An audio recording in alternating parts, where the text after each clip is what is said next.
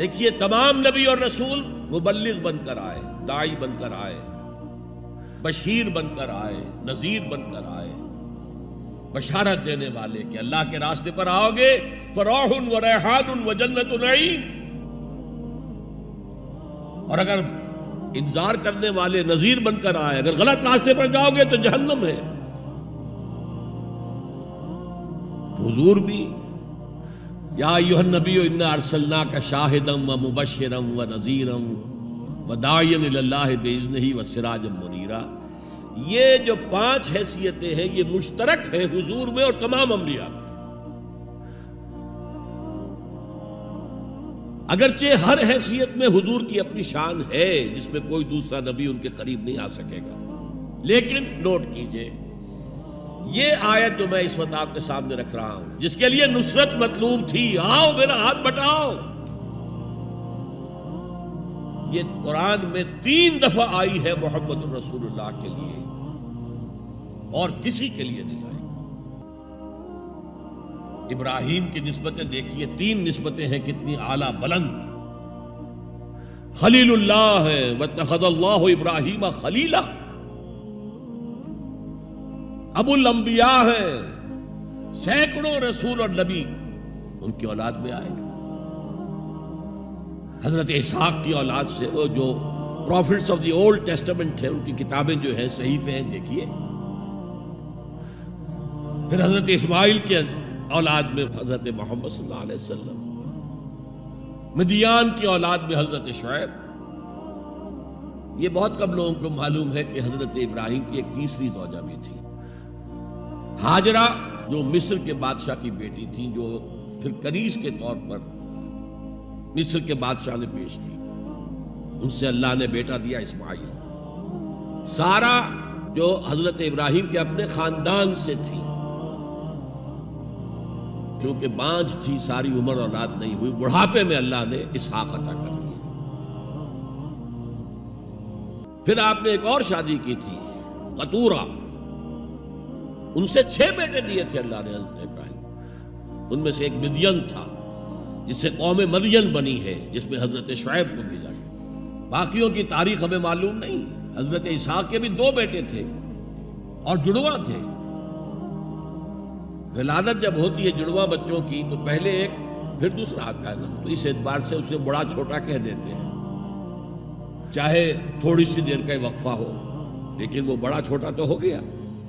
تو بڑے تھے حضرت عیسو اور چھوٹے تھے حضرت یعقوب، اور یعقوب کو یعقوب کیوں کہا؟ عقب سے، بعد میں آنے والا، پیچھے آنے والا، یعقوب عقب۔ ان کی اولاد میں کتنے نبی ہوئے ذرا سوچئے۔ تو پہلی نسبت اللہ کے خلیل، دوسری نسبت سینکڑوں نبیوں کے والد جد امجد، اور تیسری نسبت انی جاعلک للناس اماما، امامت الناس کے اوپر فائز کیا گیا۔ لیکن کیا آپ کے ذریعے سے کوئی نظام قائم ہوا، کوئی اسلامی ریاست قائم ہوئی؟ نہیں۔ کیا حضرت موسیٰ کے ذریعے سے ہوئی؟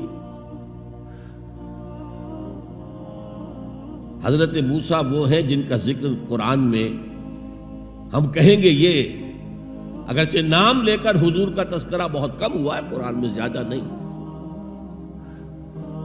لیکن ظاہر بات ہے قرآن مجید تو حضور کی سیرت ہی بن جاتی ہے ایک طرح سے۔ غزوہ انفال کیا ہے؟ سورۃ انفال غزوہ بدر کا چیپٹر ہے۔ آل عمران کی 60 آیات جو 120 سے 180 تک وہ کیا ہے؟ غزوہ احد ہے۔ تو حضور کا تو ذکر سب سے زیادہ ہے، لیکن حضور کے بعد سب سے زیادہ ذکر 555 آیات قرآن کی حضرت موسیٰ کے بارے میں ہے۔ 6500 کل آیات ہیں، ان میں سے 555 1/13 1/13th part of Quran consists of تذکرہ of حضرت موسیٰ علیہ السلام۔ ان کے ذریعے حکومت قائم ہوئی۔ آ گئے تھے قریب 6 لاکھ بنی اسرائیل کو لے کر نکلے تھے مصر سے۔ ہجرت کے بعد آتا ہے قتال کا مرحلہ، جنگ کا مرحلہ، جیسے حضور کی سیرت مطہرہ میں ہجرت کے بعد غزوہ بدر، بلکہ اس سے پہلے 8 مہمیں جو آپ نے بھیجی، وہ ایک علیحدہ ایشو ہے۔ وہاں ہجرت کے بعد جب جنگ کا مرحلہ آیا پوری قوم نے کوڑا جواب دے دیا، فَذَهَبْ أَنْتَ وَرَبُّكَ فَقَاتِلَا إِنَّا هَاهُنَا قَاعِدُونَ، جاؤ موسیٰ تم اور تمہارا رب جاؤ اور پہلے فلسطین میں جو آباد ہے انہیں نکال کے باہر کر دو، پھر ہم داخل ہوں گے، ورنہ ہم تو یہاں بیٹھے ہیں، زمین جنبت نہ جنبت گل محمد۔ اس پر وہ پروسیس وہیں رک گیا، وہیں رک گیا، جبکہ حضور کو اللہ نے وہ صحابہ دیے۔ غزوہ بدر سے پہلے ایک مشورہ کیا حضور نے صحابہ سے، دیکھو ایک لشکر آ رہا ہے جنوب سے، مکہ جنوب میں تھا مدینے سے، کیل کانٹے سے لیس ہے، لشکر ہے بڑا۔ ایک قافلہ آ رہا ہے شمال سے جو ابو سفیان لے کر گئے تھے اور اب واپس آ رہے تھے، اور انہوں نے SOS کال بھیج دی تھی اپنے سے پہلے مکہ کے لوگوں کے لیے کہ بھائی میرے قافلے کو خطرہ ہے، محمد صلی اللہ علیہ وسلم کے آدمی شاید حملہ کر دیں ہم پر، لہذا مدد بھیجو۔ اب یہاں حضور پوچھتے ہیں کہ پہلے کدھر چلے، قافلے کی طرف یا اس لشکر کی طرف؟ کچھ لوگ، ظاہر بات ہے کہ مدینے کے تمام جو صاحب ایمان تھے،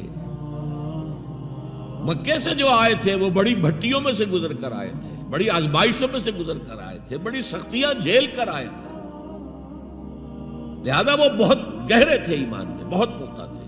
مدینے والوں کو تو ایسی کوئی قربانی دینی نہیں پڑی، پورا قبیلہ ایمان لے آیا، لہذا وہاں کچھ نہ کچھ کچے لوگ بھی تھے ہم جیسے۔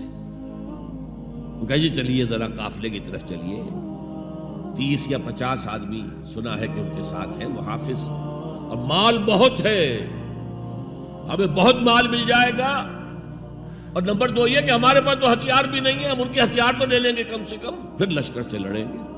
اللہ کا فیصلہ کچھ اور تھا۔ اب آپ لوگوں سے کہہ رہے ہیں مجھے مشورہ دو، مجھے مشورہ دو، مجھے مشورہ دو۔ ابو بکر صدیق کھڑے ہو کر تقریر کر رہے ہیں، حضور جو آپ کا حکم ہم حاضر ہیں، آپ فرمائیے۔ حضرت عمر نے تقریر کی، آپ فرمائیے جو آپ کا حکم ہو ہم حاضر ہیں۔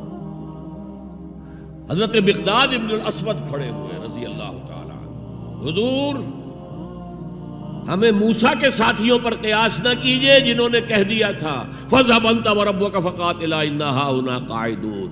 ہم موسیٰ کے ساتھی نہیں، یہ محمد کے صحابی ہیں صلی اللہ علیہ وسلم، جو آپ کا ارادہ ہو بسم اللہ کیجئے۔ کیا عجب کہ اللہ تعالی ہمارے ذریعے آپ کی آنکھوں کو ٹھنڈک عطا فرمائے۔ یہ تو میں نے صرف اس واقعے کے حوالے سے سنایا، یہ واقعہ کہ وہاں کیا تھا، 6 لاکھ تھے افراد یہود، ان میں بوڑھے بھی تھے، بچے بھی تھے، عورتیں بھی تھیں، تو 1 لاکھ تو ہوں گے جنگ کرنے کے قابل، اور نیچے آ جائیے 50,000 تو ہوں گے، 12 میں 1 تو ہوگا۔ کوڑا جواب، صرف 2 آدمی نکلے، یوشع ابن نون اور کالب بن یفنہ۔ یوشع تو پھر بعد میں حضرت موسیٰ کے جانشین بھی ہوئے اور نبی ہوئے، جوشوا کہتے ہیں بائبل میں ان کو، لیکن یوشع ابن نون 2 آدمی۔ اب جنگ کیسے ہو، لہذا پروسیس وہی رک گیا۔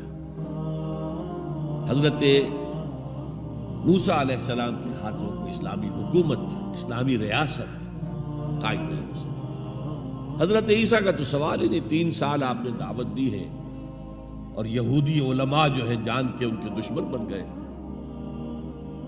انہیں سب سے پہلے تو ولد الزنا کہا گیا، حضرت مریم پر تہمت لگائی گئی زنا کی، اور پھر یہ کہ ان کو جادوگر کہا گیا۔ یہ معجزے کیا دکھا رہا ہے، یہ تو شیطان بعلزبول جو ہے اس کی مدد سے دکھا رہا ہے، یہ سارے شعبدے ہیں، جادو ہے، اور جادو کفر ہے، لہذا یہ کافر ہو گیا، مرتد ہو گیا، ایسے سولی چڑھا دو۔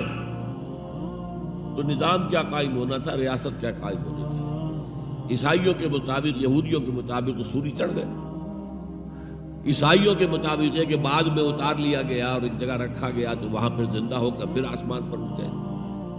اور ہمارا جو قرآن مجید نے جو ہمیں بتایا اور جس کی کچھ تفصیل ہمیں انجیل برنباس میں ملتی ہے، وہ یہ ہے کہ وہ نہیں، وہ تو پہلے ہی آسمان پر اٹھا لیے گئے تھے، گرفتار ہوئے ہی نہیں۔ جس ان کے حواری نے غداری کی تھی، یوڈاس اسکریوٹ، اس کو اللہ تعالیٰ نے اس کی شکل کو ولیکن شبہ لہم مشابہ بنا دیا حضرت عیسیٰ علیہ السلام کی شکل کے. وہی بدبخت گرفتار ہوا اور کیفر کردار کو پہنچا، سولی پر چڑھا جسے چڑھنا ہی چاہیے تھا، غداری کی تھی.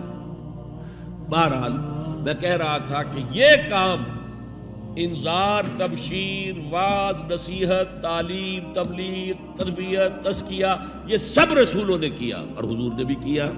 لیکن یہ معاملہ صرف محمد کے لیے ہے صلی اللہ علیہ وسلم، اور 3 دفعہ آیا ہے. کسی اور نبی اور رسول کے لیے 1 دفعہ بھی نہیں آیا کہ ان کا فرض منصبی ہے دین کو غالب کرنا.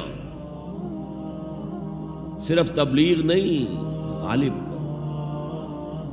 یہ تھا وہ مشن جس میں آپ کو نصرت درکار تھی.